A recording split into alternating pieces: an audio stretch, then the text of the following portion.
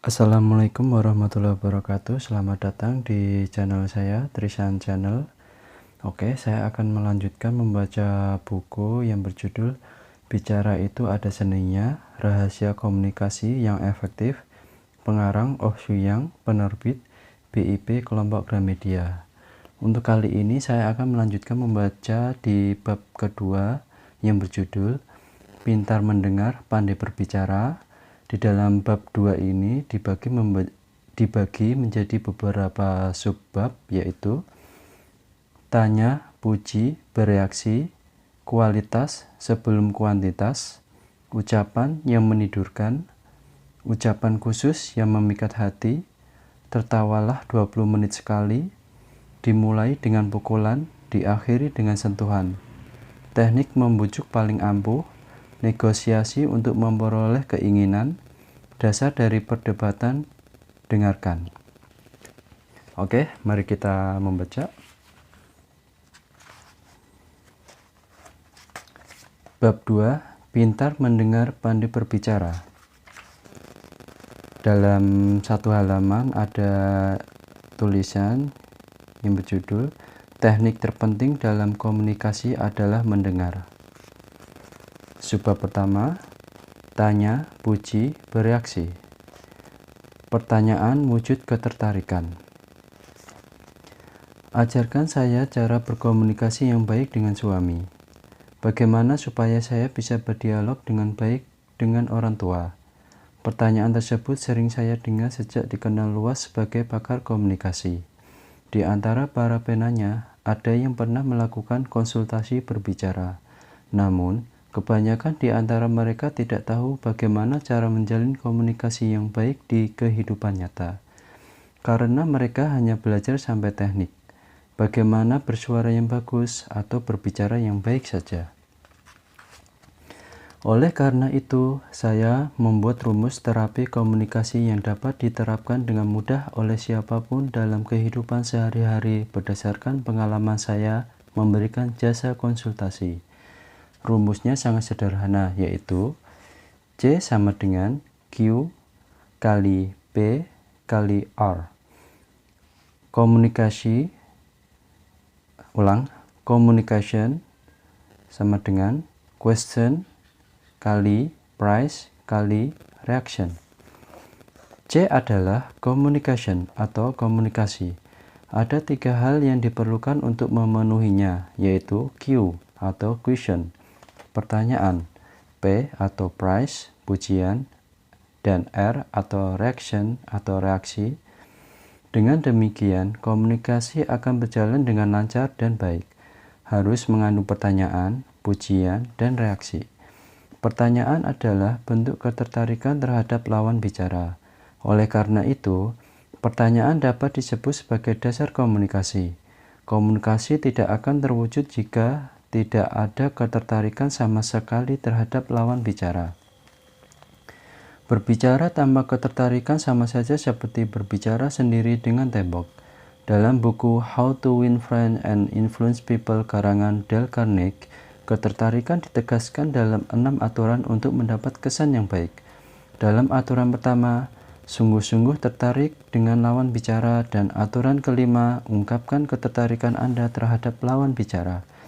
Alfred Adler memberikan pengaruh besar dalam teori pengembangan diri Carnegie dan mengemukakan alasan pentingnya ketertarikan sebagai berikut. Mereka yang tidak tertarik terhadap orang lain mengalami kesulitan terhadap dalam hidup dan merasakan luka terbesar dari orang lain. Seluruh kegagalan yang dialami manusia muncul dari orang-orang seperti ini. Pertanyaan termudah yang dapat dilontarkan kepada lawan bicara adalah, siapa nama Anda? Pertanyaan ini tidak akan muncul jika tidak ada ketertarikan terhadap lawan bicara. Mari kita lihat potongan lirik dari lagu 4 Minutes What's Your Name berikut ini. Iromi Woyeyo, siapa namamu? Meyot Shariyeyo, berapa umurmu? Saneon Goseon Eodiyeyo, tinggal di mana?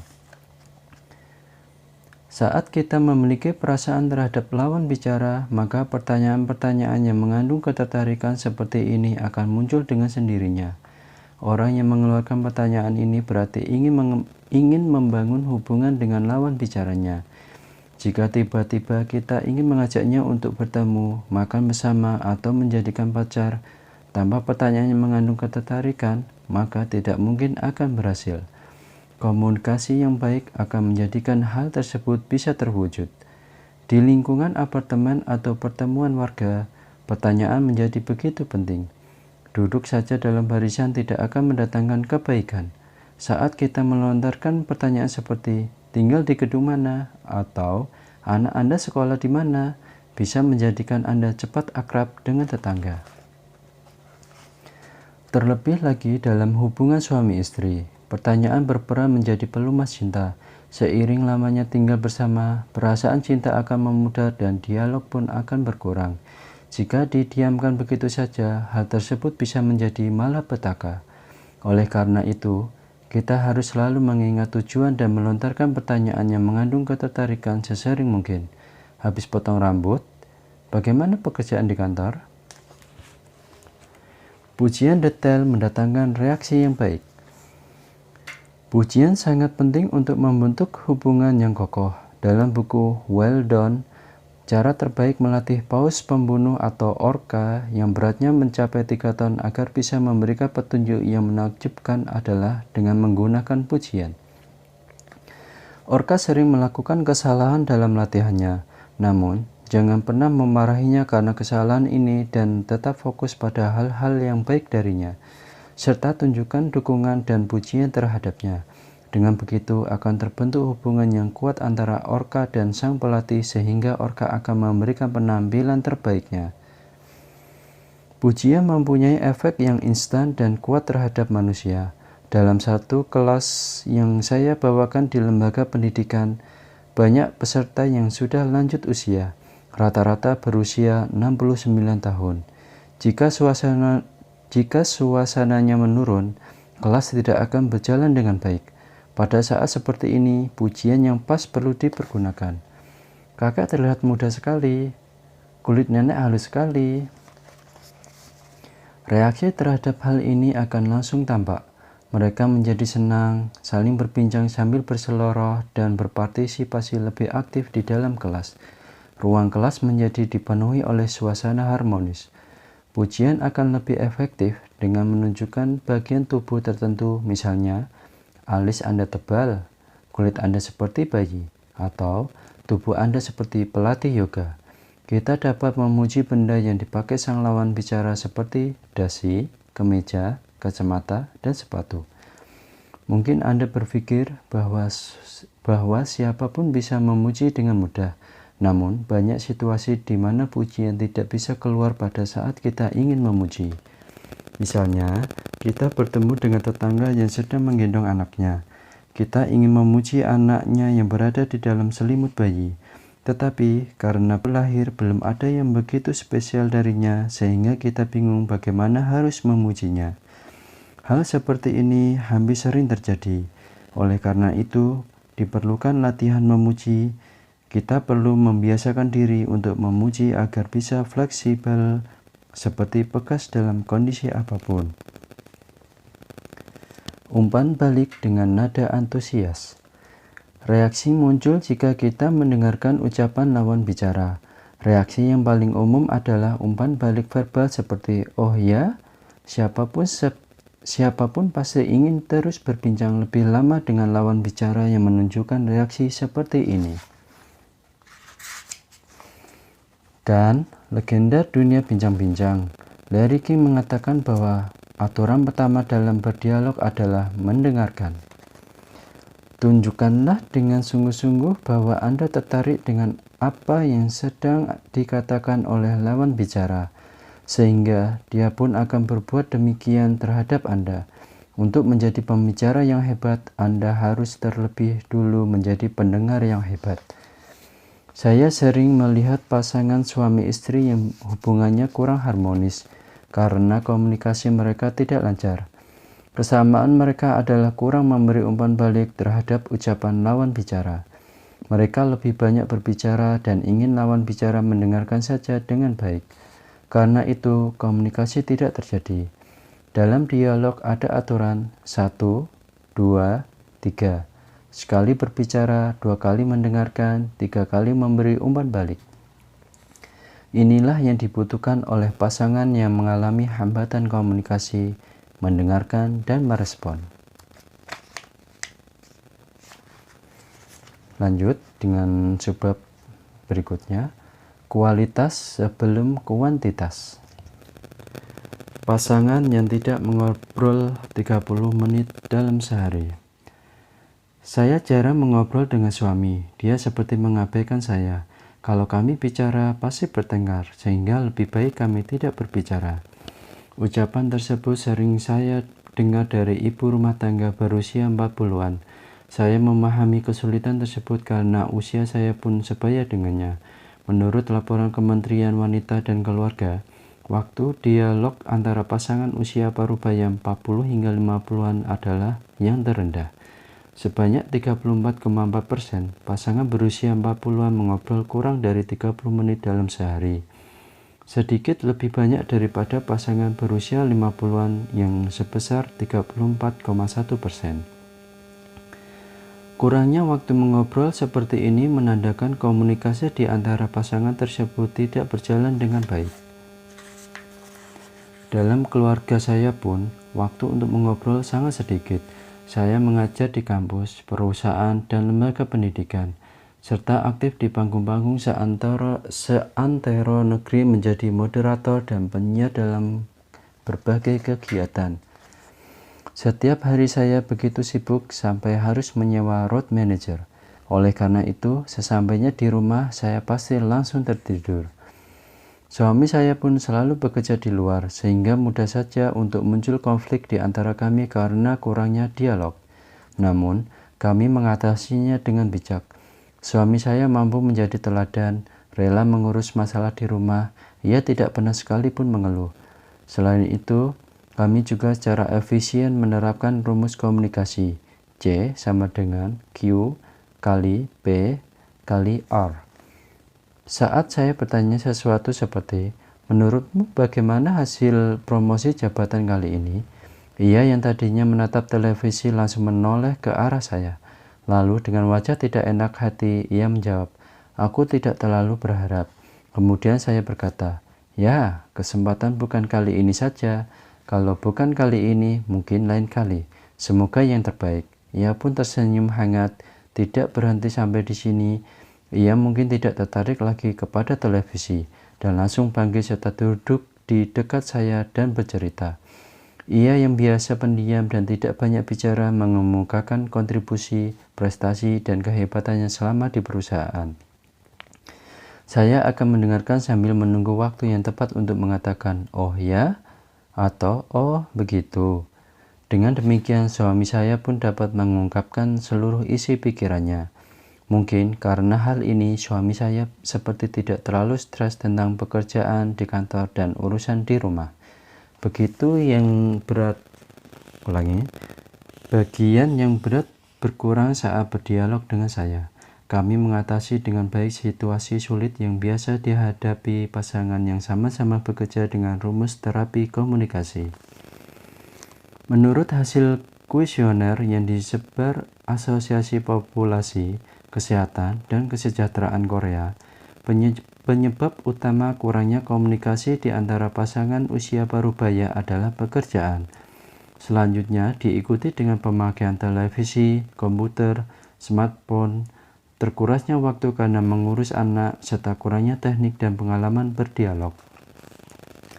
Apabila dilihat sekilas, kurangnya dialog di antara pasangan parubaya sepertinya disebabkan oleh berkurangnya waktu. Sementara muncul pandangan saya belum tentu demikian. Sebab dari apa yang saya dan suami alami, kami tetap bisa menjalin dialog dengan cukup meskipun waktu luang kami sangat sedikit. Kami mengetahui teknik dalam berdialog, yaitu rumus komunikasi. Yang penting bukanlah waktu, melainkan kemampuan berdialog. Kemampuan yang berperan sebagai pelumas dalam hubungan suami istri yang bahagia sangatlah penting. Banyak pasangan yang mengalami kurang berdialog, lupa akan pentingnya teknik berbicara. Berpikir bahwa masalah tersebut akan teratasi dalam seketika dengan meluangkan cukup waktu, dan situasi tertentu adalah anggapan yang salah, sebab dialog tidak akan mengalir dengan semudah itu. Faktor positif dan negatif dalam dialog. Pada 2014, National Institute of the Korean Language mengeluarkan bahan riset yang menarik, bahwa semakin banyak waktu berdialog, maka semakin tinggi indeks kebahagiaan, dan sebaliknya semakin sedikit dialog, maka semakin rendah indeks kebahagiaan. Di dalamnya terungkap pula faktor positif dan negatif dalam sebuah percakapan, yaitu sebagai berikut. 1. Faktor positif dialog. Menggunakan panggilan yang diinginkan satu sama lain, saling menyapa saat pulang ke rumah, menggunakan bahasa yang sopan, saling memuji dan mensyukuri, berusaha mencapai kesepakatan, mendengarkan lawan bicara hingga selesai, menunjukkan reaksi seperti saat lawan sedang berbicara. 2. Faktor negatif dialog.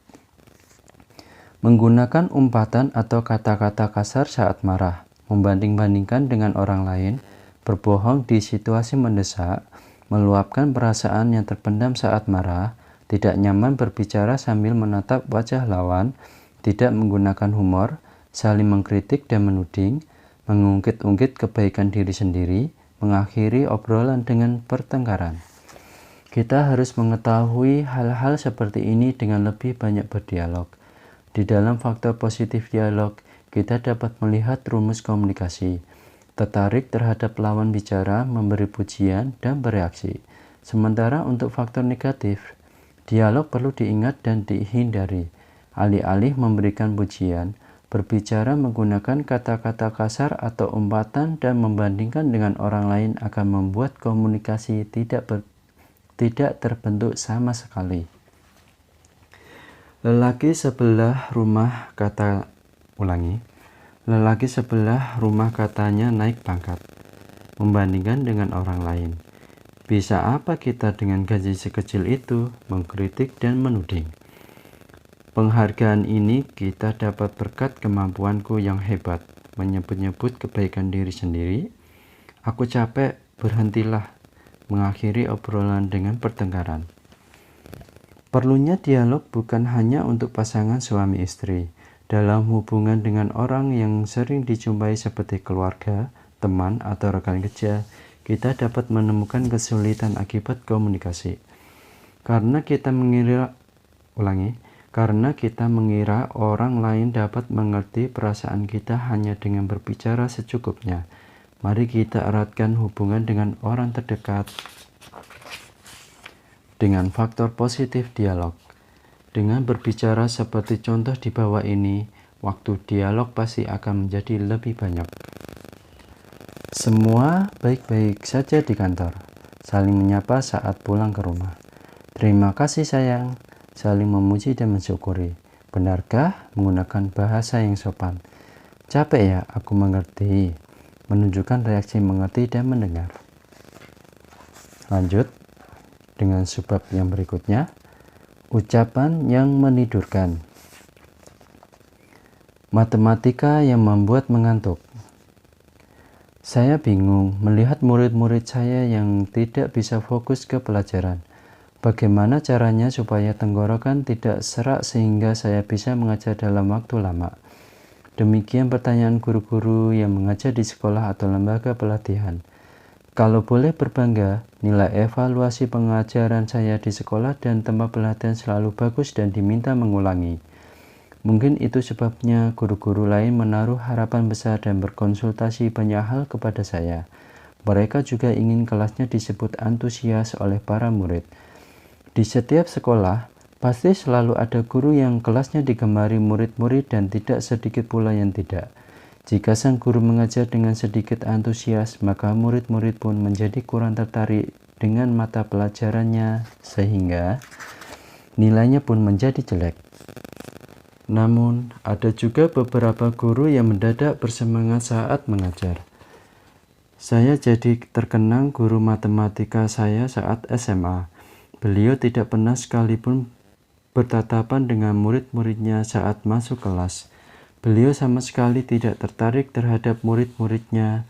Beliau tidak pernah memanggil murid-murid dengan namanya, hanya satu nama yang biasa disebutnya dari meja guru, ketua kelas. Setelah itu, beliau akan berbalik badan dan menulis di papan tulis. Lalu, bagaimana beliau menjelaskan apa yang ditulisnya? Beliau akan berbicara dengan suara datar dan lemah yang menjadi ciri khasnya. Keberadaannya tidak dapat kami rasakan sehingga seakan-akan kami sedang diperdengarkan suara rekaman. Keadaan demikian membuat segelintir siswa yang tertarik mengikuti pelajaran matematika yang diajarnya. Sedangkan sisanya yang tadinya mau berusaha agar bisa perlahan kehilangan minat dan berpaling. Akhirnya terbentuklah jurang yang semakin lebar antara siswa dan matematika. Meningkatkan konsentrasi pendengar. Tidak hanya 1-2 orang yang memiliki kenangan tidak menyenangkan seperti ini kan? Oleh karena itu, saya dengan senang hati dan tidak segan-segan memberi masukan kepada guru-guru yang berkonsultasi. Selain persiapan mengajar, banyak juga guru yang tidak disibukkan oleh pekerjaan administrasi dan bimbingan konseling siswa. Namun, mereka menunjukkan keinginan kuat untuk berubah dan berharap kelasnya bisa disukai dan lebih dekat dengan para siswa. Dari obrolan dengan para guru ini, saya menyimpulkan ada 3 keterampilan yang diperlukan dalam berbicara. Tip ini dapat digunakan pada saat mengajar dan presentasi di berbagai bidang, yaitu 1. Menggunakan suara yang tidak menidurkan pendengar. Suara yang bisa menidurkan pendengar adalah suara yang tidak berenergi, datar, dan monoton. Selain itu, suara tersebut juga tidak mengandung emosi sama sekali. Siapapun yang mendengar suara seperti ini, kelopak matanya pasti akan turun hanya dalam 10 menit. Diperlukan kekuatan, ritme, dan intonasi suara yang tepat agar sorot mata para siswa selalu menyala. Memberikan dinamika suara pada saat biasa yang menekankan sesuatu akan meningkatkan ketertarikan pendengar. Perubahan juga bisa diberikan dengan cepat atau lambatnya ucapan. Intonasi suara juga perlu disesuaikan dengan konten yang ingin disampaikan. Gunakan intonasi berat dan muram saat mengatakan, "Kedaulatan negara dirampas oleh Jepang," serta intonasi ceria dan ringan saat mengatakan, "Kemerdekaan berhasil direbut kembali pada 1945. Kekusukan pendengar pasti akan jauh lebih tinggi. Bagaimana agar bisa mengeluarkan suara yang dinamis seperti ini? Caranya dengan membaca buku sambil berlakon seperti aktor. Pilihlah dongeng pendek dan hidupkan tokoh di dalamnya dengan deklamasi sambil menggerakkan tangan, kaki, dan ekspresi wajah. Berlatihlah mengeluarkan suara dengan beragam emosi seperti sedih, senang, atau marah. 2. Menjaga tenggorokan. Guru tidak pernah dituntut untuk memiliki suara yang menonjol seperti penyiar. Mereka hanya perlu menghindar suara yang kasar. Ada yang memiliki suara bagus, tetapi karena tidak dirawat dengan baik, suara menjadi kurang bagus. Banyak guru yang mengalami berbagai gangguan pita suara karena berbicara dalam waktu lama. Biasanya suara menjadi serak, bergetar, dan terputus-putus akibat nodul pita suara, kelumpuhan pita suara, atau polip pita suara. Lakukan 6 hal berikut ini di waktu luang untuk memelihara tenggorokan. 1. Banyak minum air putih. Cairan menjaga membran mukosa pita suara tetap lembab. 2. Jauhi rokok dan alkohol, serta sebisa mungkin hindari kafein. Kafein menyebabkan pita suara kering. 3. Lakukan pernapasan perut. Dapat mengurangi beban pada pita suara saat bersuara. 4. Banyak tertawa. Tertawa merilekskan pita suara. 5. Jangan berdaham. Berdaham dapat melukai pita suara. 6. Hindari lingkungan yang kering dan berdebu. Lingkungan ini berpengaruh buruk bagi pita suara. 3. Dengarkan dengan seksama. Ada satu episode yang menarik dari drama Reply 1988. Deoksun kehilangan kamera ayahnya yang berharga saat sedang studi tour.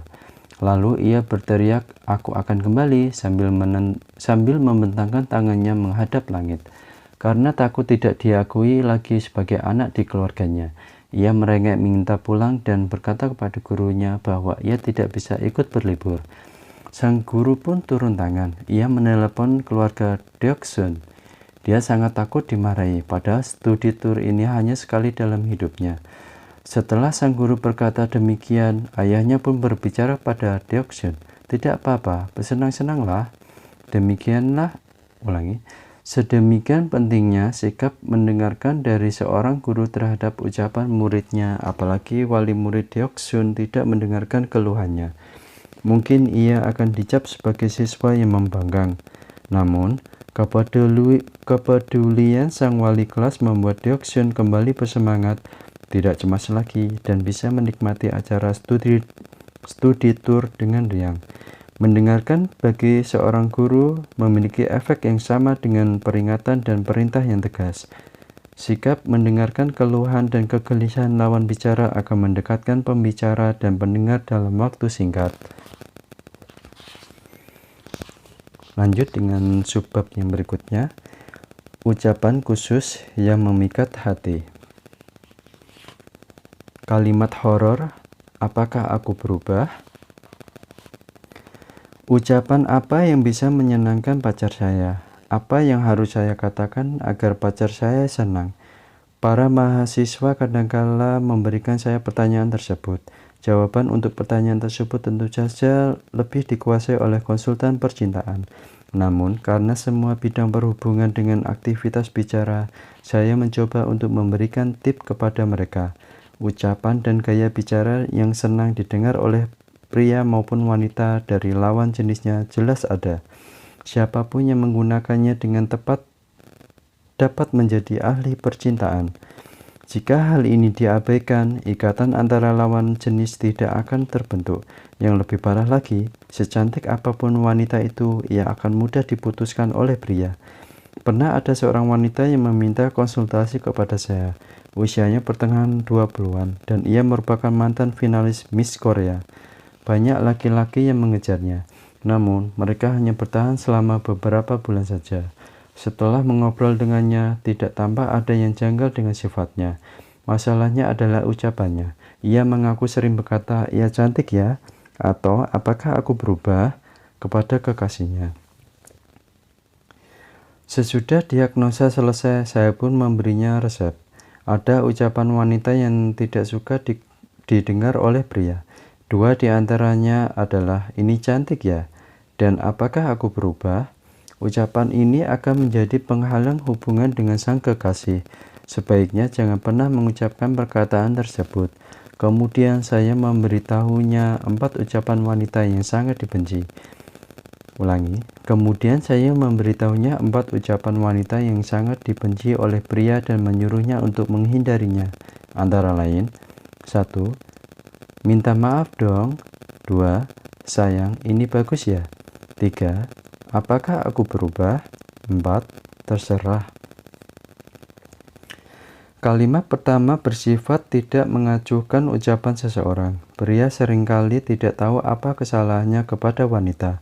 Mempertanyakan secara sepihak tanpa mempertimbangkan hal ini akan membuat pria begitu bersalah. Kalimat kedua membuat pria terbebani.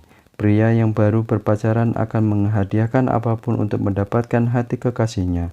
Baginya, ucapan seperti ini sama artinya dengan meminta dibelikan barang tersebut. Kalimat ketiga serupa dengan ujian. Berbeda dengan wanita, pria tidak terlalu peduli soal fashion ataupun model. Oleh karena itu, mereka tidak bisa segera menangkap apa yang berbeda dari wanitanya. Kalimat keempat, terserah. Kalimat ini paling sering digunakan wanita saat memilih menu makanan. Di balik kalimat ini, sesungguhnya tersembunyi makna bahwa si wanita menghendaki si pria bisa menebak keinginannya. Tetapi sebagian pria tidak bisa menangkapnya perihal ini. Ucapan yang bersifat mempersalahkan, dan memberi beban sangat tidak diinginkan, baik dalam hubungan percintaan maupun hubungan interpersonal. Satu kata yang menarik. Sekarang kita mencari tahu ucapan dan gaya bicara wanita seperti apa yang disukai oleh pria. Pria mudah terhanyut oleh ucapan dan gaya bicara yang bersifat manja. Misalnya, kata yang diucapkan secara mendayu akan lebih menggetarkan hati pria. Wanita bisa memenangkan hati pria dengan gaya bicara yang memikat. Bagaimana gaya bicara wanita yang disukai oleh pria? 1. Berakhiran ang. Orang Korea suka menggunakan akhiran ang agar terdengar lebih manja seperti anak-anak. 2. Akhir kata dipanjangkan. Hal ini membuat ucapan terdengar lebih lembut dan manis, seperti sayang, makasih, I love you. Tetapi jika terlalu panjang juga dapat mengurangi efeknya. 3. Sedikit menyalahi tata bahasa, misalnya bojen atau bosan, dan tayang atau sayang. Terdengar lebih memikat, namun cara ini pun harus digunakan sepenuhnya. Jika tidak, maka Anda akan terlihat konyol dan mungkin membuat ilfil. 4. Mengulang-ulang kata. Misalnya kata maaf atau sabar yang diulang 2 kali akan terdengar lebih bagus. Sangat bagus untuk melelahkan hati pria seperti rengekan anak bayi. 5. Seruan yang lucu dan hidup. Seruan seperti ih, ya ampun, membuat wanita terkesan lebih feminim. Semakin mudah wanita mengeluarkan seruan yang hidup dan lucu, semakin terlihat lucu wanita tersebut. Ada juga ucapan pria yang senang didengar oleh wanita. Menurut Dr. Melanie Grant dari Buffalo University and Dr. John Donahoe dari North Carolina University, wanita lebih langgeng berhubungan dengan pria yang pandai berbicara daripada yang bertambang keren. Mereka berkata seperti ini. Wanita menilai pria yang pandai berbicara akan lebih menarik dan pantas untuk dihormati, serta dapat menjadi pemimpin yang baik. Oleh karena itu, ingatlah baik-baik ucapan yang disukai wanita agar ia selalu dalam pelukan Anda. Ada 4 jenis ucapan yang disukai wanita. 1. Respons yang membuat tersentuh. Respons seperti hah, yang benar, kok bisa, dan ada apa. Membuat hubungan Anda menjadi semakin mesra dengan wanita. Kata-kata ini sering terdapat dalam obrolan antar wanita yang menunjukkan bahwa kata-kata ini dapat memperkuat ikatan emosi para wanita. Gunakan kata-kata ini untuk memikat hati para wanita. 2. Kalimat yang semakin sering diucapkan semakin berefek. Ungkapkan perasaan dengan kalimat seperti cantik, kamu kok semakin lama semakin cantik sih, hari ini kamu terlihat lebih cantik, atau kamu dandan seperti ini di depanku saja. Ulangi, kamu dandan seperti ini di depanku saja kan? Dan sesuaikan dengan situasi yang ada. Mendengar dirinya disebut cantik akan membuat hati wanita senang seolah-olah ia memiliki seluruh dunia. 3. Kalimat penghibur. Ulangi. 3. Kalimat penghibur di situasi kurang baik. Kenapa kamu bisa sakit? Capek. Kamu gak apa-apa. Aku khawatir. Wanita akan tersanjung saat ada seorang pria mencemaskan. Ulangi. Wanita akan tersanjung saat ada seorang pria mencemaskannya dengan kalimat-kalimat seperti itu. Bagi wanita, ucapan tersebut membuatnya berbunga-bunga seperti. Ulangi. Bagi wanita, ucapan tersebut membuatnya berbunga-bunga karena seperti mendapat dukungan yang sangat kuat. 4. Menanggapi cerita dengan pertanyaan. Ada pria yang tidak banyak bicara saat bertemu dengan wanita. Obrolan mereka akan berlangsung selesai. Untuk mendapatkan hati wanita, pria harus tertarik pada ucapan sang wanita dan membuat obrolan terus berlanjut dengan melemparkan pertanyaan-pertanyaan. Misalnya, saat ia berkata, Hari ini aku ikut klub bulu tangkis. Jawablah dengan, klub? Demikian pula saat ia bercerita. Sabtu lalu aku bertemu Yejin. Maka jawablah, Yejin teman SMA kamu kan? Lanjut dengan berikutnya. Tertawalah 20 menit sekali. Humor adalah tentang timing.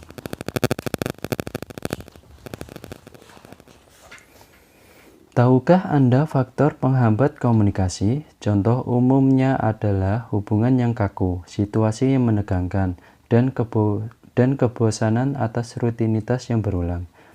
Faktor penghambat ini yang membuat komunikasi dalam kehidupan kerja maupun sehari-hari tidak berjalan dengan baik.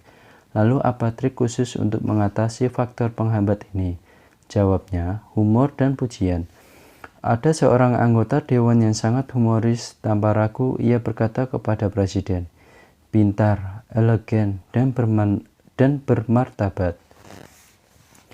Juga cantik dan membuat jantung berdebar-debar. Lalu lanjutnya, sayang, maaf, hal ini membuat tawa publik pecah. Suatu hari sebelum pidato politik parlemen, presiden berkata kepada anggota dewan tersebut, sepertinya kemampuan Anda hebat. Anggota dewan pun menyahut, karena saya gendut, sepertinya saya juga bisa jadi kepala persatuan orang gendut. Dengan ucapannya yang humoris, anggota dewan ini pun bisa menjaga hubungan baiknya dengan presiden selama hampir 10 tahun. Seperti itulah humor dapat berperan menjadi pelumas komunikasi dan mencairkan suasana yang kaku dan dingin. Terlebih pada saat pidato dengan publik, disarankan untuk tertawa 20 menit sekali. Dengan tertawa publik menjadi tidak bosan, tingkat konsentrasi meningkat, dan meningkatkan daya ingat.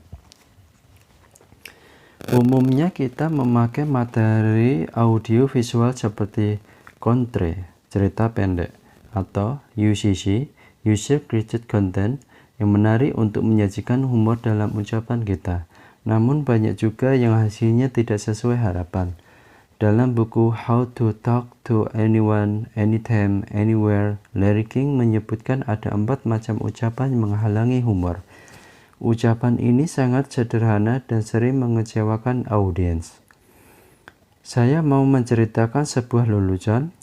Ada kejadian menarik saat saya datang ke sini. Ada satu cerita lucu. Kalian pasti tertawa kalau mendengarkannya. Ini sangat lucu. Saya teringat sebuah lelucon. Mungkin ada yang pernah mendengarnya, tapi akan saya ceritakan lagi. Jika yang berbicara seorang komedian, sepatah kata yang keluar dari mulutnya akan menimbulkan reaksi yang spontan. Sebenarnya, para komedian menjadikan humor sebagai mata pencahariannya, juga menghabiskan banyak waktu untuk melakukan riset dan melatih sense of humornya. Oleh karena itu, bukanlah hal yang mudah bagi orang biasa untuk menumbuhkan rasa humor dalam waktu singkat. Humor itu bagaikan makanan. Orang yang pernah makanannya akan mampu memasaknya dengan lezat. Dengan banyak mengamati, membaca bahan, dan merasakan sendiri pengalaman tertawa, secara alami akan menguasai kode-kode humor.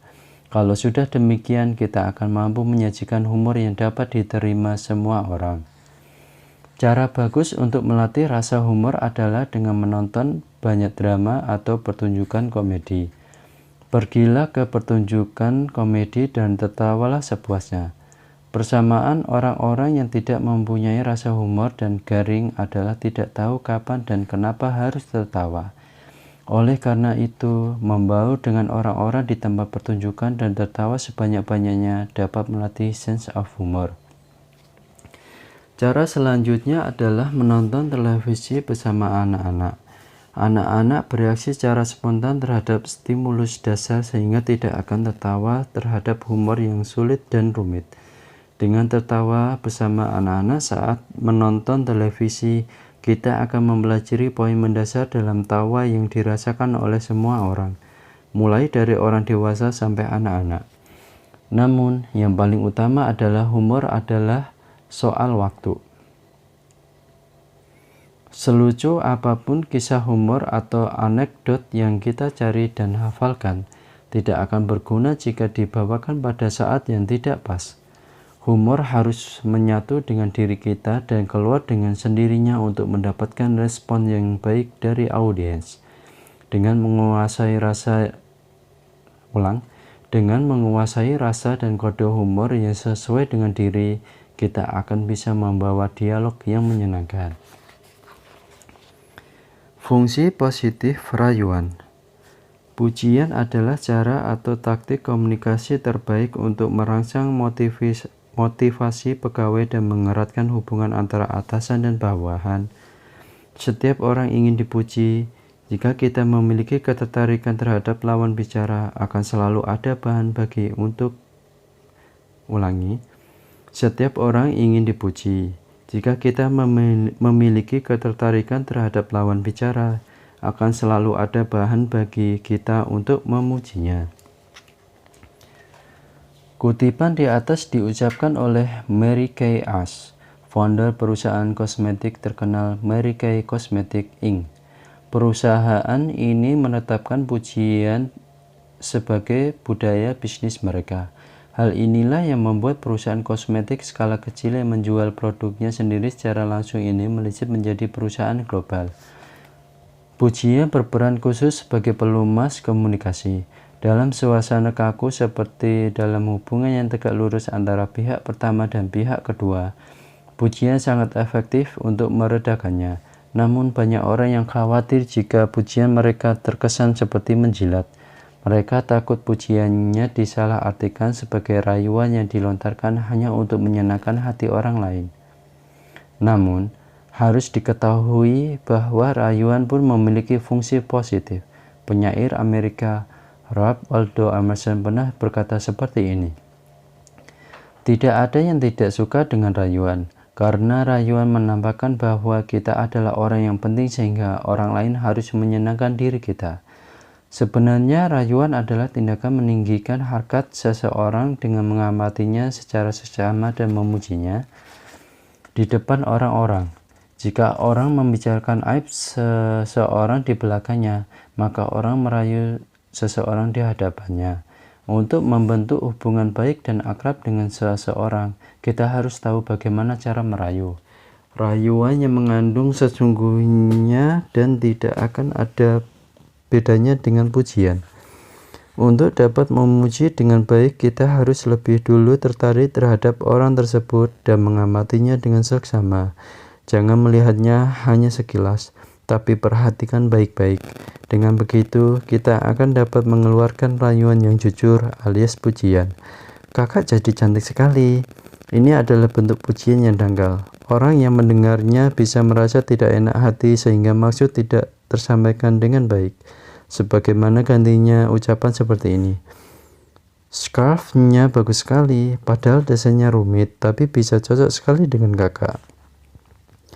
Pujian dengan menunjuk sesuatu bagian khusus seperti ini akan lebih mengena di hati. Selain itu, kita juga harus mempertimbangkan kondisi yang sedang dialami lawan bicara. Jika kita mengatakan sepertinya Anda sangat beruntung kepada seseorang yang baru saja gagal tes penerimaan kerja, tentu saja hal tersebut justru menimbulkan rasa jengkel. Dengan berkembangnya SNS, kita dapat dengan mudah mengetahui situasi yang sedang dialami seseorang. Kita juga dapat segera memuji dengan hanya meninggikan komentar, bagus. Sampai-sampai ada istilah baru, yaitu rayuan SNS. Kesimpulannya, kita harus memahami dengan baik kondisi yang sedang dialami seseorang sebelum memujinya. Selain itu, kita harus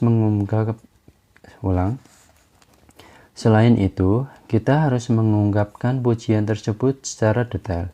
Berbeda dengan tulisan, ucapan hanya dapat didengar sesaat saja. Kita harus memuji dengan jelas dan spesifik agar lawan bicara mengerti dan dapat meresponnya. Jika kita mengungkapkannya secara sama dan ambigu, pujian itu tidak akan tersampaikan dengan baik kepada lawan bicara. Lanjut dengan subbab berikutnya. Dimulai dengan pukulan, diakhiri dengan sentuhan. Presentasi 10 menit yang menarik 10 suara. Bisakah kita menjual lemari es kepada bangsa Eskimo? Kenyataannya ada yang bisa menjualnya. Bagaimana mungkin hal ini bisa terjadi? Rahasianya terletak pada pujukan. Pujukan berfungsi seperti tombol on-off pada hati manusia dan membuat hal tidak mungkin menjadi mungkin. Begitu juga dengan terpilihnya Pyeongchang sebagai tuan rumah Olimpiade musim dingin pada 2018 yang disebut dengan keajaiban. Pada saat itu, Pyeongchang bersaing ketat dengan Munchen yang merupakan kandidat kuat sehingga kemenangannya adalah hal yang tidak dapat diprediksi. Namun, dari hal voting, Pyeongchang memperoleh suara 2 kali lipat lebih banyak daripada Munchen.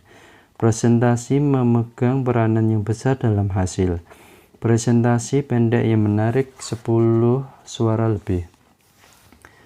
Apakah rahasia dibalik keajaiban mengejutkan ini? Jawabannya adalah ucapan persuasif. Presentasi yang mengandung kalimat-kalimat penuh pujukan telah menggerakkan hati banyak orang. Berikut ini adalah penularan dari juru bicara panitia penyelenggara Olimpiade musim dingin, Na Seung-yeon. Hal paling utama yang harus dilakukan adalah mengetahui sepenuhnya isi yang akan disampaikan. Setelah itu, kenali dan pahami audiens, lalu kemas pesan Anda dengan cara dan bahasa yang ingin mereka dengarkan. Sampaikan secara efektif dan raih simpati audiens.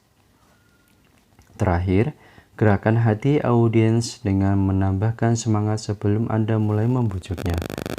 Pentingnya persuasi tidak perlu diperdebatkan lagi.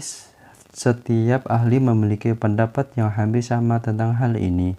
Seperti yang dikatakan oleh juru bicara, Na Seung-yeon, simpati dan menggerakkan hati audiens sangatlah penting.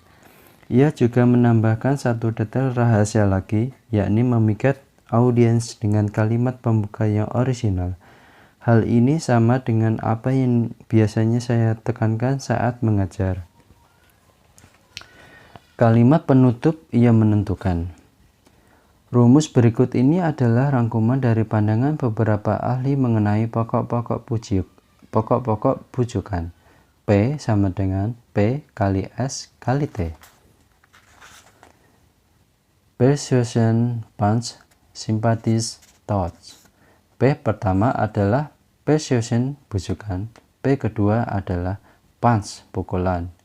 S adalah sympathies, simpati, dan T adalah thoughts, sentuhan. Pebisnis, presenter, negosiator, dan karyawan yang ingin memperoleh keinginannya dengan membujuk orang lain tidak boleh melupakan 3 hal ini. Punch dilakukan pada saat pembukuan. Punch dilakukan pada saat pembukaan.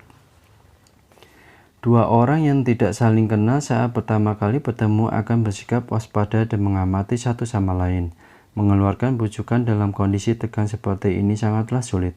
Jika sejak awal kita langsung pada inti, maka kita pasti akan gagal, sebab tidak ada seorang pun yang membuka telinganya untuk lawan bicara. Kita perlu membuat suasana menjadi hangat dan cair terlebih dahulu.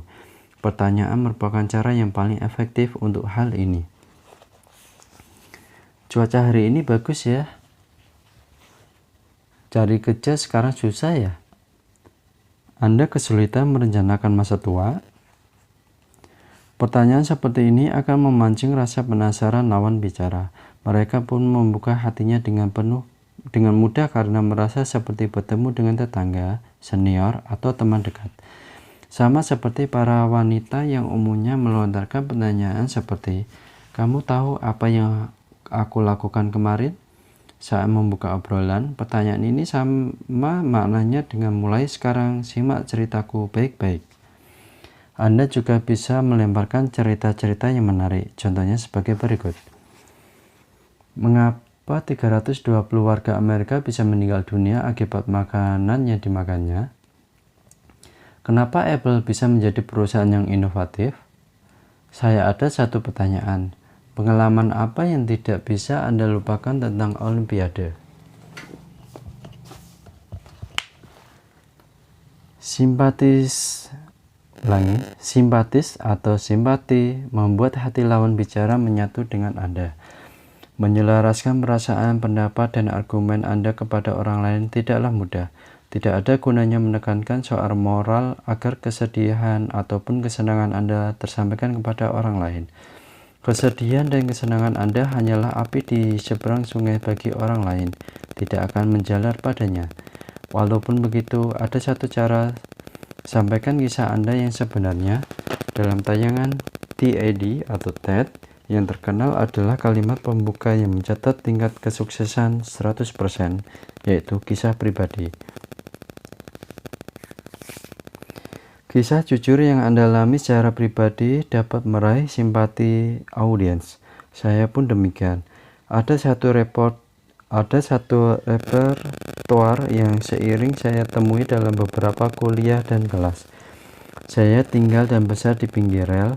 Siang dan malam suara kereta selalu terdengar.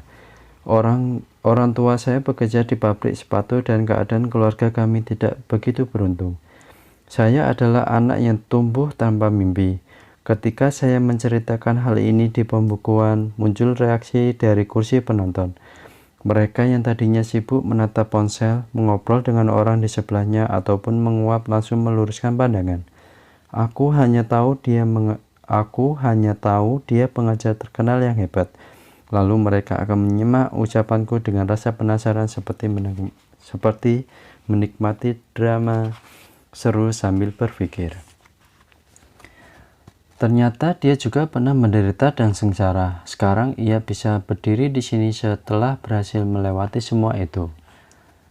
Touch adalah menyentuh perasaan. Setelah memberikan pukulan pada saat pembukaan dan memperoleh simpati, hal terakhir yang diperlukan adalah memberi sentuhan. Dengan menyentuh perasaan, barulah lawan bicara akan terpujuk. Pada tahap ini, lawan bicara tidak akan ragu lagi dan kemantapan hatinya akan berubah menjadi tindakan.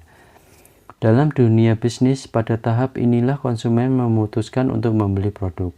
Oleh karena itu, Anda harus memotivasinya untuk membeli dan memanas-manasi bahwa ia akan menyesal jika tidak membelinya sekarang. Anda dapat memelihara kesehatan dengan biaya murah. 10 menit sebelum kami tutup. Bagaimana dengan berbicara di depan banyak audiens pada tahap ini? Anda harus mengarahkan audiens agar membuat keputusan.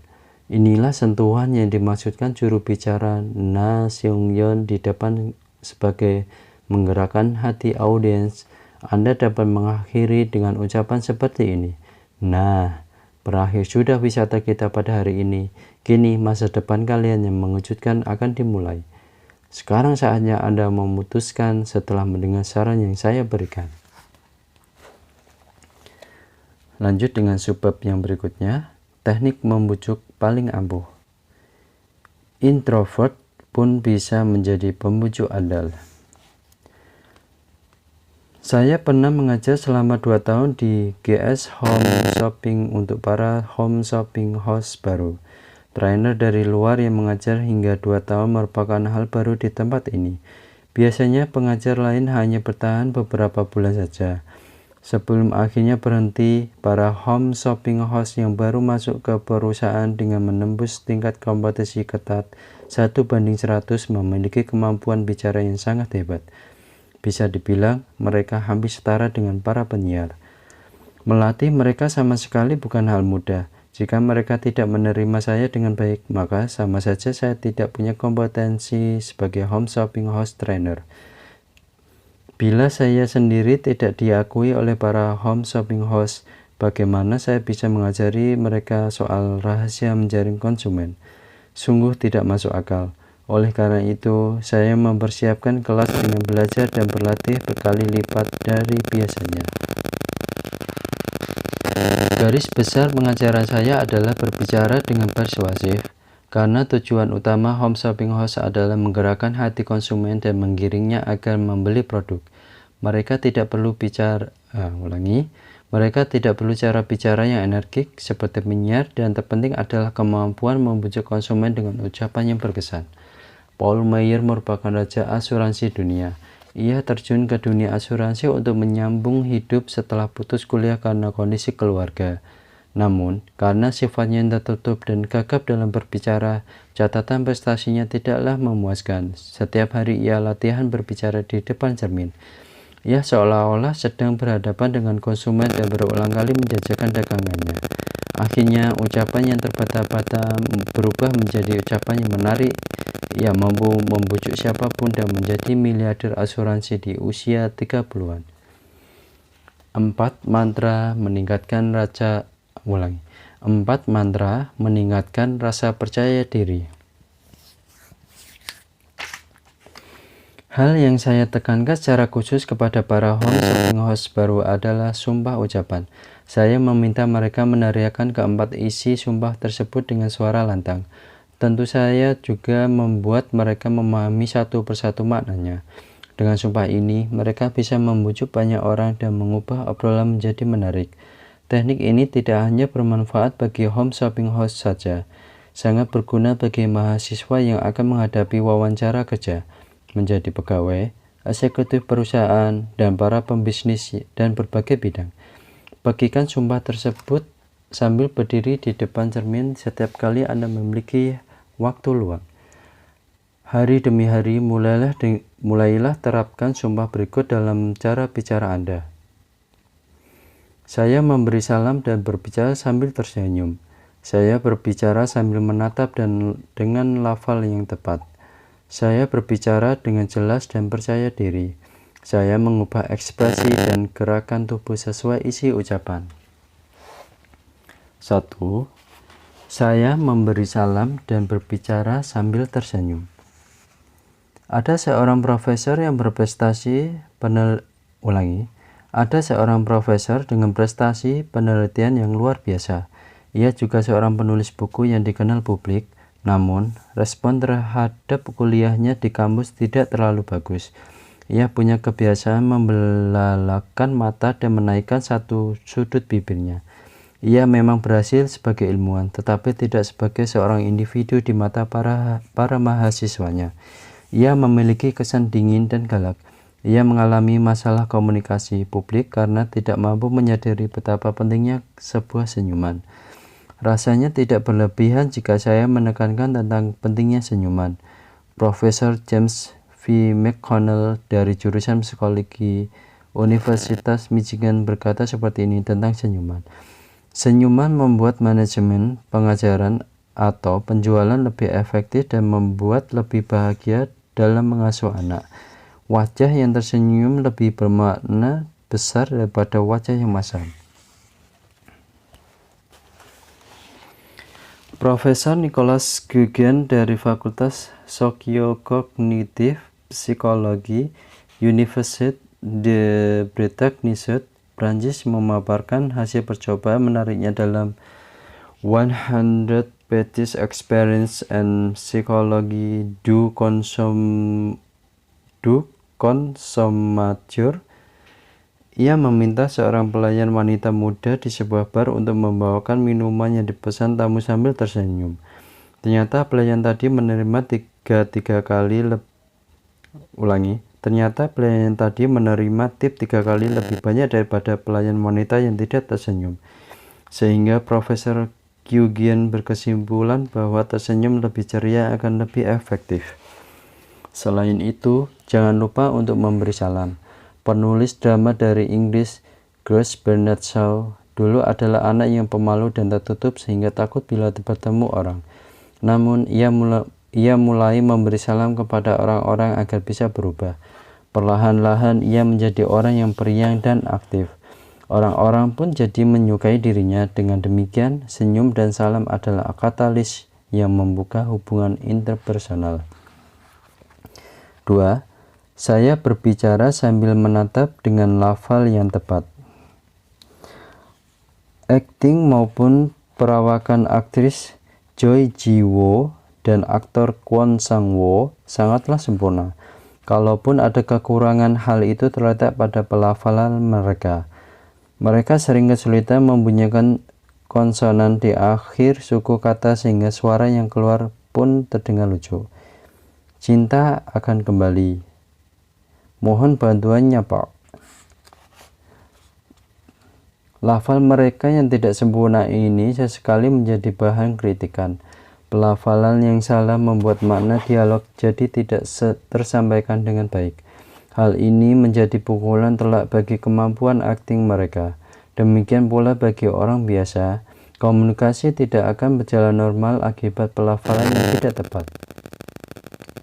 Lalu bagaimana caranya agar bisa melafalkan dengan baik? Saran menyarankan untuk melatih diri dengan mengucapkan salah satu bait lirik lagu Up and Down dari Exit. We are I, we are I, we are I, we are I, we are we are I. Gerakan bibir ke atas dan ke bawah seperti lirik lagu di atas berguna untuk membantu melafalkan dengan tepat. Selain itu, Anda juga harus menatap lawan bicara. Jangan sampai lawan bicara Anda menyangka kalau Anda tidak tertarik untuk mengobrol dengannya bila pandangan mata Anda selalu ke atap atau jendela. Jika Anda tidak kuat bertatapan terlalu lama dengan lawan bicara, pandanglah alis, ujung hidung, atau dahinya. Tim pewawancara akan memberikan penilaian positif jika Anda menatap mata mereka pada saat wawancara. 3. Saya berbicara dengan jelas dan percaya diri. Anda harus percaya diri pada saat memuji ataupun memberi salam. Jika tidak, pujian atau salam yang Anda lontarkan akan kehilangan nyawa dan efeknya, seperti roti kacang merah yang tidak ada kacang merahnya. Terlebih lagi saat berbicara di hadapan khalayak ramai. Rasa percaya diri sangatlah penting, walaupun terdengar rendah hati. Hindarilah kalimat seperti, saya banyak kekurangan, atau bahannya memang biasa saja. Jangan memberitahu musuh tentang kematianku. Ingatkah Anda dengan ucapan Jenderal Lee Sun Sin tersebut? Jika Anda ingin menang, jangan pernah ungkapkan kelemahan Anda. Lawan bicara akan termakan ucapan Anda jika Anda berbicara dengan jelas dan percaya diri. 4. Saya mengubah ekspresi dan gerakan tubuh sesuai isi ucapan. Orang tua biasanya menggunakan beragam ekspresi dan gerakan tubuh saat berbicara dengan anak-anaknya. Saya mengatakan putra ibu hebat atau putri ibu cantik. Seorang ibu akan membelai kepala, mengusap-usap pundak, dan menepuk pantat anaknya. Mereka memakai ekspresi atau gerakan tubuh karena mengungkapkan rasa sayang mereka yang sangat besar kepada anak mereka lewat kata-kata saja tidak cukup. Gunakanlah gestur yang tepat untuk menunjukkan kesungguhan ucapan Anda. Tertawalah saat menceritakan sesuatu yang menyenangkan dan kepalkan kedua tangan saat menunjukkan keyakinan yang kuat. Pakar komunikasi nonverbal Amerika, Tonya Rayman menulis dalam buku The Power of Body Language sebagai berikut. Orang yang memakai gestur berkesinambungan dan mirip dengan pola bahasanya akan merasakan kekuatan yang tidak dapat diidentifikasi dan terlihat seperti pembicara andal dengan wawasan yang baru dan kaya. Agar konsumen mampu membeli barangnya, seorang salesman perlu sesekali melakukan gerakan tangan yang tegas untuk menunjukkan bahwa dirinya adalah ahli di bidang tersebut. Lanjut dengan subbab berikutnya, negosiasi untuk memperoleh keinginan. Inti negosiasi adalah mengalah. Pada 993, Jenderal Xiao Suning dari Khitan menyerang Goryeo dengan membawa 800.000 pasukan. Khitan meminta Goryeo untuk menyerah. Dalam sidang di istana, Goryeo adalah seorang yang menyarankan untuk menyerahkan wilayah utara kepada Khitan dan berdamai. Pada saat itu, muncullah Jenderal Xiao Hui. Ia mempertaruhkan nyawanya masuk ke wilayah musuh untuk bernegosiasi. Xiao Suning mempertanyakan kenapa Goryeo ingin menguasai tanah Goguryeo yang dulunya adalah bagian dari wilayah Khitan. Perihal ini dijawab oleh Jenderal Xiao Hui, kami, Goryeo, adalah negara yang berhasil mengambil alih Goguryeo sehingga bukanlah lantas menjadi milik Goryeo. Dengan demikian, sebagai tanah kita jelas merupakan tanah kami. Merasa kalah, Hyo Suning pun mengalihkan pertanyaan. Mengapa kalian mengarungi lautan dan hanya melakukan barter dengan dinasti Song? Xiao Hui langsung mengeluarkan peta dan berkata, karena seperti yang Anda lihat, di sini ada bangsa Jurchen yang menghalangi. Kami sama sekali tidak membenci Khitan. Hyo Suning yang kagum akan keberanian dan kepandaian Xiao Hui memutuskan mundur secara sukarela. Setelah itu, Goryeo mengusir bangsa Jurchen dan merebut kembali wilayah Pyongan Utara. Saat membahas soal negosiator, kita tidak bisa melepaskan kisah tentang tokoh sejarah Korea, Jenderal Xiao Hui. Ia mampu memperoleh apa yang diinginkan tanpa menumpahkan darah setetes pun lewat negosiasi dengan pemimpin musuh. Hyo Suning pun memperoleh nama tanpa perlu mengobarkan perang. Ia pun tidak bisa sembarangan menjamin bahwa ia akan memenangkan peperangan sehingga hal itu cukup menguntungkan baginya. Kisah ini menunjukkan betapa hebatnya kekuatan negosiasi. Negosiasi memiliki makna proses perundingan oleh beberapa orang yang berguna mencapai kesepakatan yang sesuai dengan tujuan. Setiap orang melakukan negosiasi, baik dalam kehidupan sehari-hari maupun dalam pekerjaan. Ibu rumah tangga bernegosiasi saat berbelanja sebelum memutuskan untuk membeli atau tidak. Misalnya, saat ingin membeli mesin cuci baru yang harganya lebih mahal dari yang diinginkan, kita akan bernegosiasi agar harganya turun. Konsumen ingin membeli dengan harga semurah-murahnya, sedangkan penjual sebisa mungkin ingin bertransaksi tanpa menurunkan harga. Poin penting dalam negosiasi ini adalah harga mesin cuci. Lalu bagaimana sebaiknya kita bernegosiasi? Jika kita terus bersikeras minta harga diturunkan, negosiasi ini tidak akan pernah berhasil. Kita harus mencari titik kesepakatan yang pas agar kedua belah pihak bisa saling mengalah dan bertransaksi dengan senang hati tanpa saling merugikan. Pembeli yang bijak dapat menemukan hal yang tidak begitu penting baginya, tapi justru diperlukan oleh si penjual.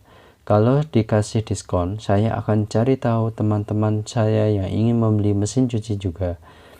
Dengan demikian, penjual akan merasa diuntungkan dengan datangnya banyak pelanggan sehingga ia dengan senang hati setuju dan menurunkan harga. Pembeli senang karena membeli dengan harga murah, sedangkan penjual senang karena bisa mengundang pelanggan baru. Seperti inilah negosiasi yang akan terwujud saat tidak hanya satu pihak yang mengalah, tetapi saat keduanya saling memberi dan menerima. Pekerjaan kantoran selalu bernegosiasi saat penentuan gaji tahunan. Pegawai ingin agar gaji bisa naik walaupun sedikit. Sebaliknya, perusahaan ingin menurunkan walaupun hanya sedikit. Oleh karena itu, dalam perselisihan yang sangat sengit ini harus ditemukan titik sepakat antara kedua pihak. Ada satu cara untuk membantu si pegawai, high and low. Biasanya pihak perusahaan menanyakan lebih dulu besaran gaji yang diharapkan. Namun cara seperti ini akan merugikan pihak yang lebih dulu menyebutkan nominal sehingga sebaiknya tanyakan kembali sejauh mana perusahaan sanggup menaikkan gaji. Apabila pihak perusahaan telah menyebutkan angka terendah, maka naikkan sedikit demi sedikit dan mulailah bernegosiasi. Jika cara ini tidak mungkin, maka sebutkanlah nilai yang lebih tinggi dari yang diinginkan, lalu turunkan perlahan-lahan sampai mendekati besar gaji yang diharapkan. Inilah metode negosiasi gaji high and low. Teknik tarik ulur negosiasi. Negosiasi merupakan permainan hidup. Kita biasanya menjalankan permainan bersama negosiasi saat ingin menyatukan perbedaan pendapat dan pertentangan, mengatasi perselisihan, atau membentuk hubungan yang stabil dan harmonis. Sesungguhnya negosiasi adalah tenaga penggerak hubungan antara manusia. Kalimat tersebut terdapat dalam buku You Can Negotiate Anything, karangan negosiator dunia, Herb Cohen. Negosiasi adalah kesempatan berharga untuk memperoleh hasil yang bernilai dengan menunjukkan kemampuan yang terbaik. Gunakan 5 trik negosiasi untuk mencapai keinginan terikat ini untuk memperoleh keinginan Anda dalam setiap negosiasi yang dihadapi. 1. Selangkah lebih maju. Saat bernegosiasi, yang paling penting adalah pertarungan kehendak dengan lawan bicara. Contohnya, saat Jenderal Shi Hui berunding dengan Xia Suning, ada salah seorang panglima musuh yang menyuruh Jenderal Shi Hui berlutut di depan Xiao Suning. Itu menyalahi hukum diplomasi. Kata Jenderal Shi Hui menunjukkan penolakannya dengan berani mengajak Khitan untuk bernegosiasi dalam posisi setara 1 lawan 1. Sikap bermartabat seperti ini sangat penting dalam negosiasi. Kemudian menunjukkan bahwa kita bisa menolak negosiasi jika tidak mendapatkan yang diinginkan, terkadang bisa membantu. Selain itu, tunjukkan bahwa kita sedang mempertimbangkan alternatif lain sehingga posisi kita akan berada di atas dalam negosiasi. 2. Mengulur waktu. Seringkali kita menunda jawaban dan mengulur waktu ketika bernegosiasi. Pihak lawan akan mengalah demi segera mendapat jawaban. Buatlah lawan mengalah dengan mengulur waktu dan mengemukakan alasan-alasan negosiasi. Namun, mengulur waktu kadangkala bisa berakibat buruk sehingga perlahan dan pertimbangkan dengan baik apakah cara ini diperlukan atau tidak. 3. High and low. Negosiasi adalah proses tawar-menawar terus-menerus sehingga mencapai kesepakatan. Oleh karena itu, sebaiknya sampaikan lebih dulu penawaran yang lebih tinggi daripada yang diinginkan. Lalu, mengalah sedikit demi sedikit sehingga tercapai kesepakatan yang memang diinginkan. 4. Bukan seorang Kaiman. Sampaikanlah bahwa Anda bukan Kaiman atau tokoh utama dan tidak mempunyai otoritas memutuskan demi mengulur waktu. Lalu, sebutkan syarat-syarat menguntungkan dan desaklah ia mengalah untuk memperoleh keputusan. Di sisi lawan bicara, ketidakpastian tentang siapa pembuat keputusan akan memakan lebih banyak waktu dan biaya yang menyebabkan proses negosiasi menjadi tidak mudah sehingga besar kemungkinan mereka akan mengalah terhadap keinginannya. 5. Berpikir positif. Akhir dari negosiasi adalah berpikiran positif. Akhir yang positif akan membawa hasil yang baik dalam negosiasi berikutnya. Kita ambil contoh seorang pegawai dengan gaji tahunan 50 juta won dan ingin naik menjadi 60 juta won, tetapi hanya berhasil menawar hingga 55 juta won. Di sini kita jangan melihat gagal mencapai 5 juta, tetapi mendapat 5 juta lebih daripada sebelumnya, bekerja dengan penuh rasa syukur untuk mendapatkan nilai yang baik. Tahun depan kita bisa mendapatkan gaji yang lebih tinggi. Lanjut dengan subbab berikutnya. Dasar dari perdebatan, dengarkan.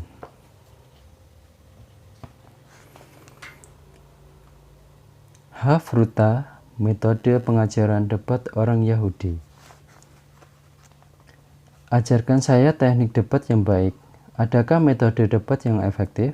Belakangan ini banyak pegawai yang menanyakan tentang cara berdebat, terutama mereka yang berasal dari perusahaan IT, karena bidang ini tidak menyukai bentuk organisasi yang kaku dan terikat pada pola pikir yang distandarisasi.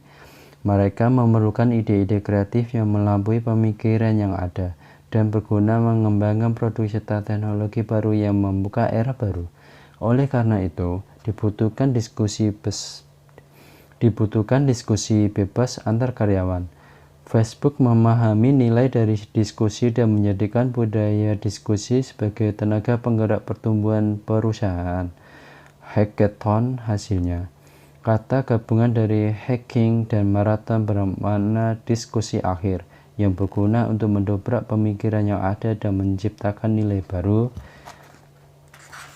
Kata ini dicetuskan oleh Mark Elliott Zuckerberg melalui hackathon.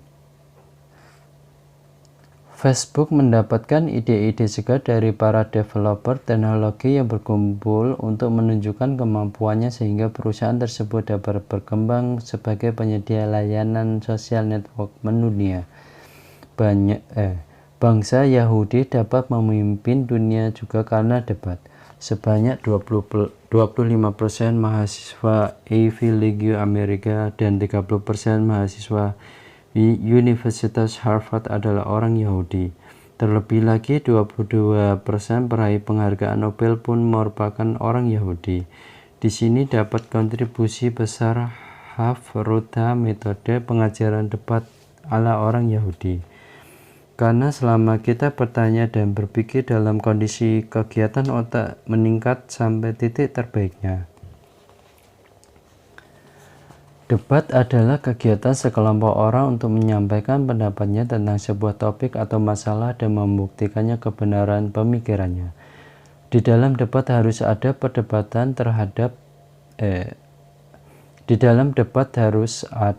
perbedaan pendapat di antara kedua kubu dan masing-masing harus menyampaikan gagasan disertai alasan-alasan yang objektif dan realitas untuk membujuk lawan. Demi kelancaran debat perlu ditentukan terlebih dahulu moderator, panelis yang setuju, panelis yang menentang, dan juri. Setelah itu, debat bisa dimulai. Dengan diarahkan moderator, masing-masing panelis bergantian menyampaikan data-data dan dasar argumen. Kemudian di akhir debat, juri akan memutuskan hasilnya. Biasanya debat identik dengan percekcokan, padahal sesuai namanya, cekcok adalah perselisihan antara orang-orang yang memiliki pendapat yang saling berlawanan. Di dalam cekcok, siapa yang benar dan siapa yang salah tidak dapat dibedakan. Sedangkan debat bertujuan mengungkapkan pendapat mana yang benar di bawah aturan yang telah ditetapkan. Oleh karena itu, penting untuk menemukan denominator dalam debat dengan mendengarkan pendapat lawan dan memaparkan pendapat kita. Peserta debat harus memiliki sikap mau menyelami posisi lawan atau terbujuk. Padahal ini Arthur Schopenhauer berkata dalam bukunya The Art of Always Being Right sebagai berikut. Jangan berdebat dengan siapapun dan apapun yang Anda temui. Jangan pernah memberikan argumen yang tidak berdasar. Namun, jika sudah terlanjur, maka berdebatlah dengan orang yang cukup rasional. Jangan menekan dan berdebat hanya dengan orang yang mau mendengarkan alasan logis lawan bicara dan menerimanya. Orang yang adil dan tidak berpihak serta tidak menerima dengan lapang dada alasan yang tepat meskipun keluar dari mulut lawan bicara. Orang tersebut harus rela mengakui kesalahan argumennya jika pendapat lawan dinilai benar. Trik menang tanpa berkelahi, mendengarkan. Saya paling suka permainan debat saat mendengarkan acara bedah buku atau kelas humaniora. Cara bermainnya adalah ditentukan tema A dan B lalu dipilih tim untuk memaparkan pendapatnya. Jika Anda terpilih dan pendapat Anda berbeda dengan tim, maka Anda harus menjelaskannya. Kegiatan ini menjadi ajang latihan berpikir dan berbagai sudut pandang dan pada akhirnya mengasah teknik berdebat kita. Kita ambil contoh debat tentang perlu atau tidaknya membentuk divisi kesehatan. Secara pribadi kita merasa tidak perlu, tetapi mungkin saja kita terpilih ke dalam tim yang merasa perlu. Jadi kita harus menyiapkan alasan dari kedua argumen. Dengan demikian, ke dalam tim manapun kita masuk biasa menyangkal pendapat dari tim lainnya. Setelah persiapan kedua argumen dengan matang, tim terpilih dan adu argumen pun dimulai. Berikutnya, Kegiatan debat berjalan dengan saling tanya jawab dan diakhiri dengan kesimpulan pendapat dengan mempertimbangkan pendapat pihak lawan. Di sini setelah tanya jawab terhadap pendapat lawan harus terbentuk titik kesepakatan yang sesuai. Dalam proses ini kita secara otomatis mendengarkan pendapat lawan. Karena itu harus mendengarkan pendapat lawan beserta alasan-alasannya untuk bisa menemukan kekeliruan dan menyangkalnya, sehingga dapat disimpulkan bahwa teknik terpenting dalam berdebat ialah mendengarkan. Untuk bisa berdebat dengan baik, kita tidak boleh hanya bersikeras dengan pendapat sendiri, tetapi perlu belajar mempertimbangkan pendapat lawan. Apabila semua orang yang terlibat dalam debat tidak hanya memaparkan pendapatnya dan mau mendengarkan, maka perbedaan akan dapat teratasi dan diperoleh kesimpulan. Mencius yang mengalahkan Konfusius di era Paracelsus pernah dikritik oleh banyak pemikir. Ia berdebat dengan para pemikir yang pandangannya berbeda dengan dirinya. Lewat debat ini ia berhasil menunjukkan kebenaran pendapatnya. Rahasianya ada pada pendapat yang masuk akal. Ia membaca dengan tepat maksud terdalam di balik ucapan lawan dan cara mendengarkan. Dengan demikian, mendengarkan dapat membuat kita menang tanpa perlu berkelahi dan menghadapi debat dengan baik untuk menemukan ide-ide baru. 4 teknik mendengarkan. Respons. Anggukkan kepala dengan ringan dan berikan respons kecil. Dengarkan hingga selesai. Jangan memotong pembicaraan lawan yang sedang berbicara dan dengarkan hingga selesai. Namun, saat ucapan lawan melenceng dari tema, segera tanggapi dan sangkal pendapatnya. Simpulkan. Apabila lawan berbicara panjang lebar, ringkas dan simpulkan terlebih dulu sebelum mengajukan pertanyaan untuk mengarahkan pembicaraan. Ulangi beberapa bagian dari apa yang disampaikan lawan. Dengan begitu, lawan dapat merasakan bahwa kita tertarik kepadanya. Oke, untuk kali ini saya akhiri dulu. Jangan lupa di subscribe, like, dan komentarnya ya. Assalamualaikum warahmatullahi wabarakatuh.